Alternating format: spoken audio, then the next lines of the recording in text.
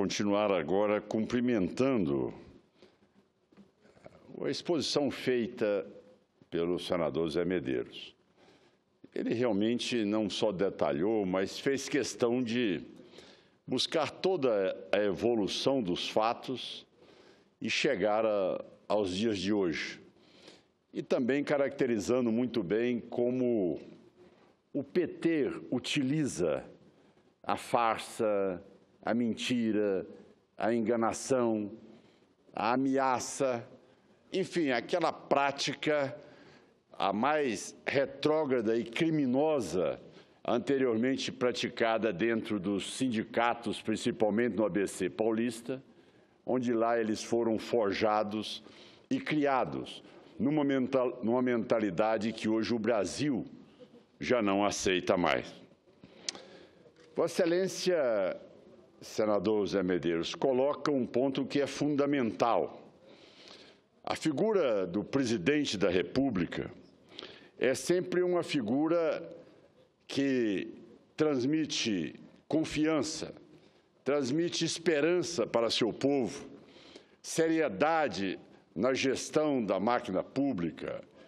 É a pessoa que se coloca à frente nos momentos mais difíceis para sinalizar a maneira de superarmos as adversidades, de conciliar todos os segmentos da sociedade, de conclamar pela unidade de um país. Essa é a figura que se espera de um presidente da República. É o perfil de um líder, é o perfil de quem realmente está voltado para os interesses da nação e que tem espírito público para poder aí cumprir o seu mandato de presidente. O que nós assistimos desde o início da era PT é algo totalmente diferente de tudo isso.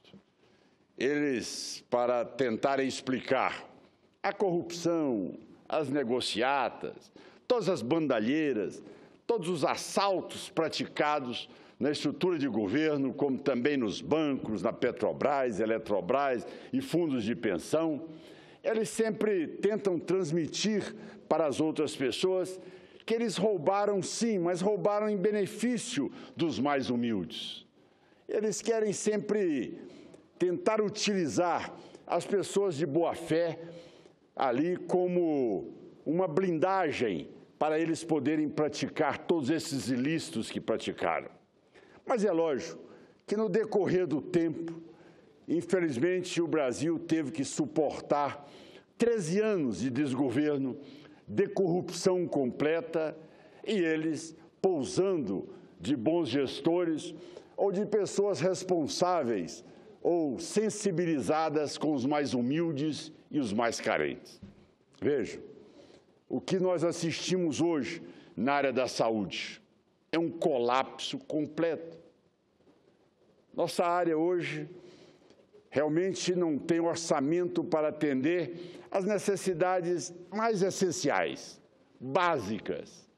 O brasileiro morrendo hoje pelo ataque de Zika vírus, chikungunya, dengue, H1N1, falta de hospitais para atendimento na área de emergência, não tem leitos na UTI, não tem como o cidadão ser atendido na rotina da urgência dos hospitais públicos, as santas casas falidas, depois de tanto terem suportado o atendimento do SUS nesse país, sem o menor reconhecimento dos governos federais.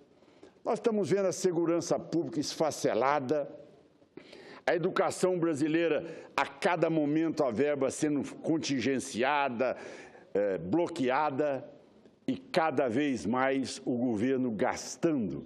Aí sim, com programas como aqueles que nós assistimos, em que o TCU mostra algo inédito. O PT consegue produzir o assentado fantasma com CPF. É um fato inédito, presidente Zé Medeiros. Agora, as pessoas, eles não existem nos assentamentos, mas eles existem para receber o dinheiro. eles não existem nos programas sociais, mas eles existem para receber o dinheiro. A máscara do PT vai cair a hora que o vice-presidente assumir a presidência da República e mostrar que todos os projetos, os programas sociais, poderão ser mantidos tranquilamente. O que ele vai fazer? Apenas sanear, apenas acabar com os fantasmas. Aqueles que são, sem dúvida nenhuma, o verdadeiro caixa 2 dessa estrutura do PT.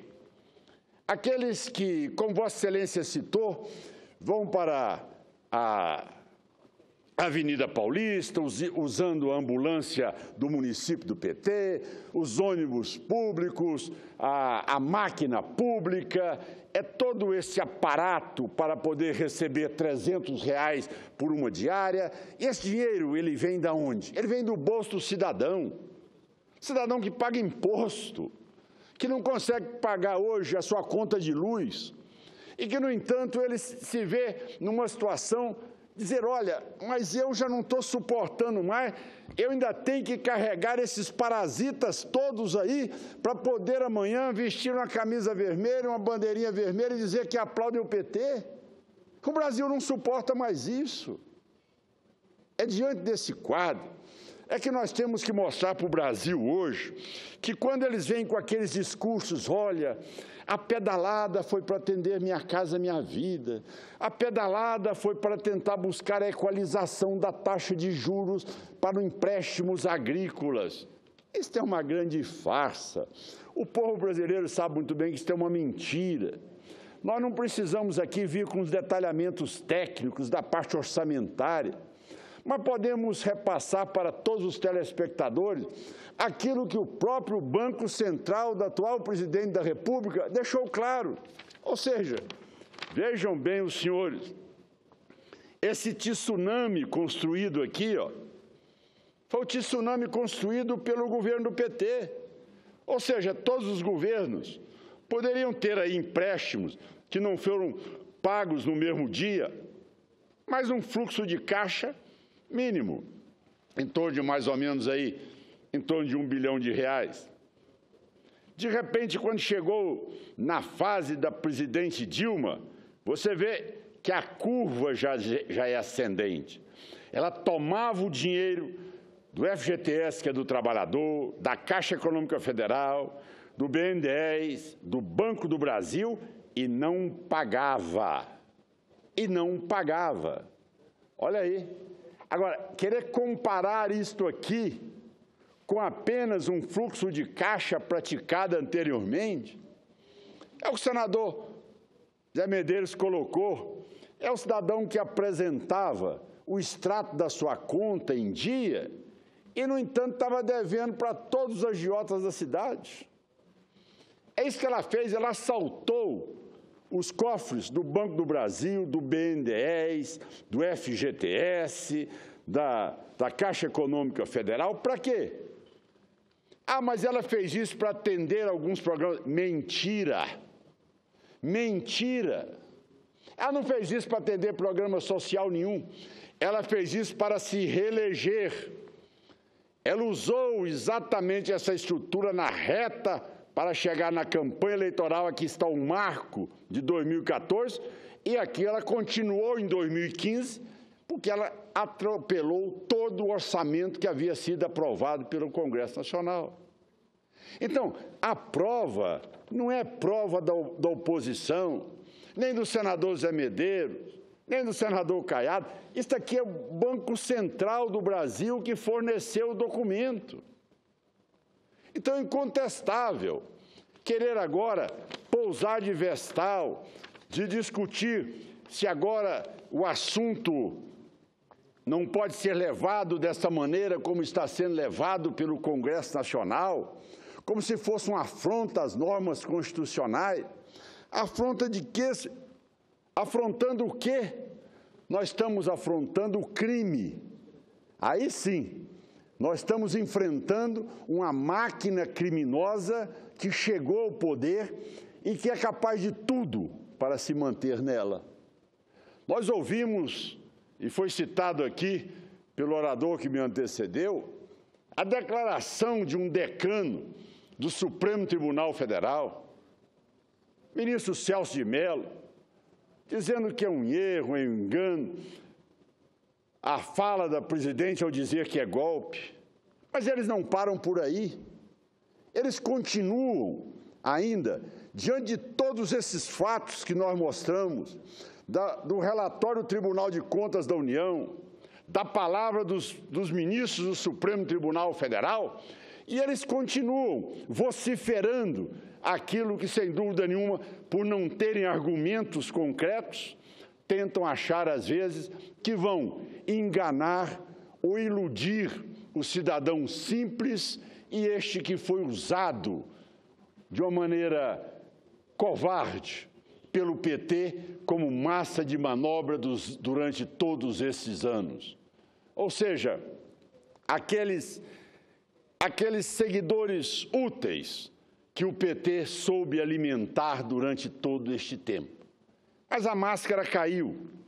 E hoje, para a tristeza nossa, nós assistimos aí e somos entrevistados por vários canais de televisão, como também da mídia escrita e falada, que a presidente estará assinando um convênio e um acordo internacional nos Estados Unidos em relação ao respeito e às regras do meio ambiente. Aplausos nossos. De repente, a presidente da República, que deveria ter aprendido a exercer a presidência da República, mostrou que não tem estatura para ser presidente. Ela acha que lá é a casa dela, ela acha que lá ela pode fazer o que ela quer, sem entender que ali ela responde pelo palácio, ou seja, por algo que realmente representa a população brasileira e é ali a residência ou escritório do executivo, do Poder Executivo. Ela agora, depois de ter feito todos aqueles comícios, situações constrangedoras, presidente de CUT dizendo que ia se entrincheirar e pegar em armas, presidente ou diretor de CONTAG dizendo que ia invadir propriedades, gabinetes, enfim, agredir a todos, e recebia no final do discurso, ali, elogios, aplausos, beijinhos da presidente. E ela acha que ela pode transformar também o plenário da ONU para poder chegar lá e mentir à população brasileira, à população internacional, poder se vitimizar diante daqueles que ali estão. Ela tem que saber muito bem que ali ela não vai falar com inocentes úteis, não. Ela não vai falar com inocentes úteis, não. Ela vai falar em um plenário que é constituído ali por representantes que podem falar em democracia e conhecem democracia. E sabem que o Brasil resguarda as regras democráticas e o Estado Democrático de Direito. E sabem muito bem de uma coisa, senhor presidente, que a presidente Dilma, ela hoje, diante dos fatos que ela cometeu, como a compra de Passadina, em que ela, em breve, perdendo a presidência da República, vai ser ré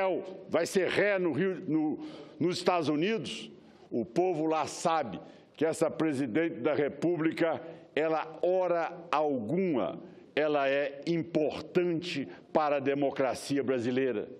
Porque eles também sabem que foi assaltando os cofres públicos deste país que levaram adiante tanto o ex-presidente Lula quanto a presidente Dilma, o projeto Foro de São Paulo, para eleger hoje pessoas que estão sendo desafiados do poder, como foi a família Kirchner, como está sendo aí impedido Evo Morales de continuar se candidatar na Bolívia, como nós estamos vendo na Venezuela o mesmo fato, onde a vitória do Congresso Nacional já foi um sinal claro da derrota de Maduro nas próximas eleições. todos os países que compõem a ONU sabem muito bem que eles ali não são figurantes para poder analisar o que deva ser ou não as regras democráticas e o Estado democrático de direito. Como tal, senhor presidente, eu concluo dizendo, para a tristeza nossa, o que nós vamos assistir é uma presidente que, por não ter estatura e nem altivez de uma presidente da República, vai tentar denegrir a imagem do país, onde ela deveria se restringir aos temas específicos para os quais ela lá está para assinar como sendo um convênio internacional em respeito ao meio ambiente. E não mentir em um fórum que é um dos fóruns que é o único fórum que aglutina todos os países que compõem um regime democrático no mundo. E como tal, eles poderão avaliar ali, para a tristeza nossa, o quanto a presidente da República é ineficiente, é despreparada e que o Brasil, eu tenho certeza, num curto espaço de tempo, apesar desta casa ter cedido na última sessão de ontem a uma pressão feita sem nenhum fundamento legal e muito menos regimental pelo PT em relação à eleição na mesma data de ontem, onde foi lido o processo da comissão especial para instalar e julgar aquilo que o Brasil todo espera, que é o afastamento da presidente da República. Agora, vem membros do PT em tentar insinuar que a indicação do relator não pode ser aceita por eles, como se eles fossem acima das regras do parlamento, acima daquilo que o Supremo Tribunal Federal determina, aquilo que o regimento da casa aqui também determina. E eles agora querem, por uma questão de ordem pessoal, vetar o indicado pelo nosso bloco como sendo o relator do processo, ou seja, o nosso ex-governador e competente senador Anastasia. Um homem que nós o conhecemos bem na Comissão de Constituição e Justiça. A sua formação acadêmica, o seu preparo intelectual, a sua capacidade de debater todos os temas, e não lá falando como um relator de um partido, mas falando como um relator que todos nós sabemos da sua competência, da sua altivez, da sua independência intelectual e moral para poder redigir o que, sem dúvida nenhuma, será uma das melhores peças que essa casa vai ver. Cumprimentar o senador Raimundo Lira, que vai assumir a presidência dessa comissão, também pela sua formação política, pela sua capacidade de conciliação, um homem que tem de nós todo o respeito, e nós sabemos que precisamos de um presidente com pulso, com condições e com credibilidade para poder ali conter o ânimo de uma bancada da base do governo que vai única e exclusivamente para tumultuar, para tentar judicializar, para tentar procrastinar e adiar aquilo que a sociedade brasileira quer ver o mais rápido possível um fim. É inaceitável e inadmissível continuarmos convivendo com o Brasil parado, senhor presidente. Vossa Excelência sabe que na esplanada hoje nós temos 9 ministérios vazios. 9 ministérios vazios. É lógico que eu acredito que o Michel Temer vai cortar 13 ministérios. Usar esse número de corte, 13, coisa que a gente tem que cortar, 13. Vamos puxar para 20 ministérios no Brasil. Simbólico. Já é uma boa conta. A partir daí, hoje o brasileiro não tem um governador de Estado, um empresário, ele não tem aonde recorrer, porque o ministério não funciona, Brasil parado, desde domingo à noite nós não temos presidente da República, e, no entanto, o PT quer cada vez mais procrastinar esse processo. Ora, essa casa tem que entender que não é momento para feriado e nem para fim de semana, não. Essa casa tem que entender que tem que trabalhar como fez a Câmara dos Deputados. Nós devíamos estar aqui hoje, já na primeira sessão da comissão especial. Estaremos aqui na sexta-feira e deveriam estar os demais senadores da República para darmos continuidade a este processo, sábado, domingo. E finalizando a próxima semana, já poderíamos trazer a plenário um relatório da comissão especial para podermos aí sim votarmos, desafiarmos a presidente da República do Palácio do Planalto, reconduzirmos o novo governo e aí o processo de cassação definitiva com um período que é garantido pela Constituição nos próximos 6 meses. Por isso, senhor presidente, eu encerro as minhas palavras dizendo: nós, senadores, agora temos que nos convencer que nós não temos mais tempo para feriados e fins de semana. Nós temos um compromisso com o Brasil, um país que está se esfacelando, desintegrando, caminhando para o abismo, totalmente à deriva, sem governo e sem nada neste momento.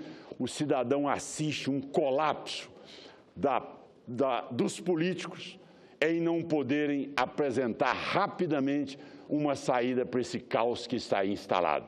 A nossa preocupação, a descrença cada vez maior com a classe política, incentiva, instiga e alimenta amanhã um processo de desobediência civil, que é o que o PT deseja, que é o que ele está estimulando a cada momento. Cada vez mais querendo ver com que venham aí saques, agressões, destruições de prédios públicos, como eles são zeros e vezeiros em fazer pelas suas entidades mantidas com o cofre público. Seja MST, seja MTST, seja CUT, seja todas as ONGs que fazem ali a operação paralela para financiar esses parasitas que tanto têm destruído essa nação, tanto do ponto de vista de não quererem trabalhar, como do ponto de vista também de praticarem a violência e pregarem o ódio na nação. Eu encerro agradecendo e pedindo a todos os brasileiros que acompanhem a atuação desta Casa, e nós temos a responsabilidade de dar uma resposta o mais rápido possível. Muito obrigado, senhor presidente, pelo tempo que me foi concedido.